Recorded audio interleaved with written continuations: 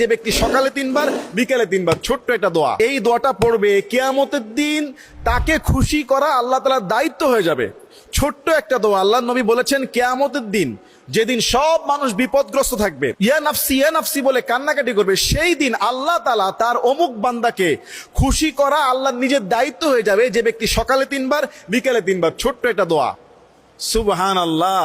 যেই কিয়ামতের দিন ইয়াউমা ইয়াফিরুল মারউ মিন আখিহি ওয়া উম্মিহি ওয়া আবিহি ওয়া সাহিবাতিহি ওয়া বানিহি, যে দিনকার কথা বলা হয়েছে সূরা আবাসা 30 নম্বর পারায়, যে মা বাবার কাছ থেকে সন্তান পালাবে, স্ত্রীর কাছ থেকে পালাবে, স্বামীর কাছ থেকে পালাবে, নিজের কন্যার কাছ থেকে পালাবে, ভাই বোনের কাছ থেকে পালাবে। কিয়ামতের দিন জাহান্নামের ভয়াবহ অবস্থা দেখে, সেই দিন আল্লাহ তাআলা ওই বান্দাকে খুশি করা আল্লাহ নিজের দায়িত্ব হয়ে যাবে। যে ব্যক্তি প্রতিদিন কন্টিনিউ সকালে 3 বার সন্ধ্যায় 3 বার ছোট্ট একটা দোয়া পড়বে। দোয়াটা আসছে আবু দাউদে, তিরমিজে, আহমদ শরীফে, 3টা হাদিস গ্রন্থে এসেছে। ছোট্ট দোয়া, অর্থের দিকে খেয়াল করে পড়বেন।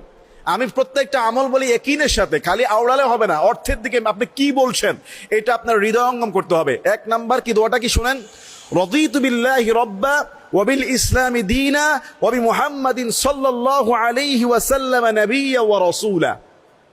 অর্থটা কি? 3টা পার্ট। রাদিতু বিল্লাহি রাব্বা, আমি রব হিসাবে আল্লাহকে পেয়ে খুশি।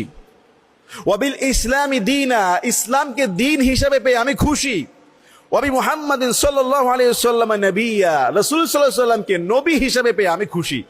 এই কথার স্বীকৃতি সকালে 3 বার বিকালে 3 বার দিবেন। কঠিন হাসরের ময়দানে আপনাকে খুশি করার দায়িত্ব আল্লাহ গ্রহণ করবে।